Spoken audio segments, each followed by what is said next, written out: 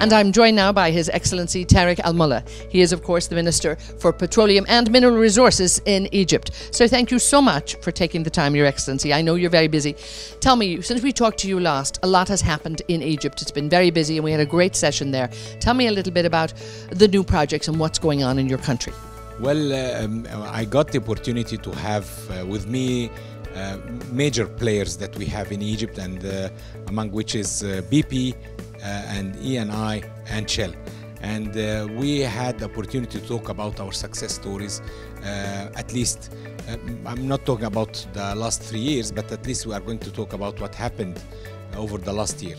We are now about having the first gas from the great Zohr project, which is, of course, it was a big challenge, and hopefully we have been able to commit to the dates that we've promised, and will deliver first gas by end of next month.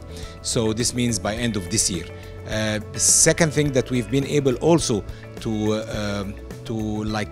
inaugurate the first gas from the great important West Nile Delta project, which is named as North Alex project with BP, that has been there for many years, but we were able to inaugurate it and open the first phase of this project in last May with an expedition and getting it earlier 8 months from the program. Also, we are launching with Shell new projects for exploration. So we have agreed together for also the important project that we had pending for many years, which is Phase 9B, that will resume work in early 2018, first quarter, as well as exploration deep target in West Delta Deep Marine as well.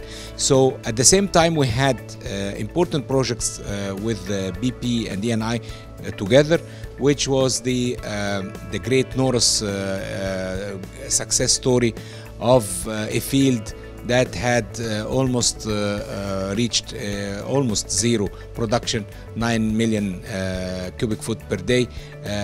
Now it is more than 1.1 billion standard cubic foot per day. This is a success story that we had over the last year, and we are also now talking about many other projects, among which we have Atoll, and Atoll also is a success story with BP. We are planning to also have the first gas by December next month. So I was having the opportunity to have our important strategic partners with us, BP, Eni and Shell, to talk about their successes, how they have been able to achieve their targets, achieve their plans in comparatively global wise, comparatively very speedy and unprecedented way, not only in Egypt or with the Egyptian government, but also according to their international standards as well. Of course, now, and when we talk about that speed, we look at Egypt and we look at the development of that country. You need that speed in place in terms of producing oil and gas, but you also need that speed in place in terms of growing the country. I mean, how important is it that you become the energy hub and you actually become a leader in the region? Because this is going to provide jobs for your people. This is going to hopefully increase economic growth. I mean, this is going to be the focus of the country, I would say, going forward. Energy hub, and everybody who knows about it, it's not only about the geography and our geographic location, but also what we need is to have to demonstrate how we can an energy hub. So we said the location, also the infrastructure that we have, not only the Suez Canal, we have also the pipelines, we have LNG plants, we have refineries, ports, storage facility and so forth, but also the good thing that we have done, to show the commitment of the government, we as oil and gas industry, Ministry of Petroleum, we've been able to pass through and got the cabinet's approval, then a parliament approval to issue a gas law. The gas law is the success story of this year. The gas law dictates to have an independent gas regulator, and this gas law together with the independent gas regulator means that we will have in the market, we will be open for independent companies, international companies, private sector to deal with all the value chain part of the gas. So they can market the gas, they can locally, they can do shipping, they can storage, whatever it takes. Participation of private sector and international companies is going to be welcome, and accordingly, when we talk about the energy hub, so this demonstrates that we are open for that. So gas could be brought in from overseas or from neighboring countries, and could be whether marketed internally in the market to be consumed internally, or to be liquefied and re-exported as LNG. I mean, trading will be available for everybody.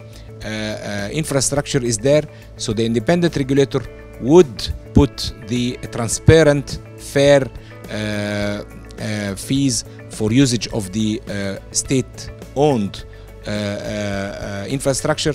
By having this independent regulator, we will have a fair game, fair play in the market, and we will see more of investments that will come into the country for contributing into this, let us say, new dynamics for the gas market in Egypt. Now, Tommy, you've a lot of attention, of course, focused here. We had a crowded room here. So many people are very interested in what you're doing. And when we look around ADIPEC, I know your schedule is chock-a-block. We're grateful that you're here with us. It's a very busy time for you. But tell us, how important is it for you that you and your team are here at ADIPEC talking to the CEOs, talking to your peer government ministers? How important is this for you? Well, I can tell you that I would say that this is part of marketing for Egypt, and doing some good publicity by having this important ADIPEC conference and exhibition, where people are coming from overseas, from everywhere in the world, and participating in this important event. This is an opportunity to see them all in one room, and in one conference, in one venue, in a specific time, where I can tell and let our partners talk about the success stories and the opportunities that they have in Egypt.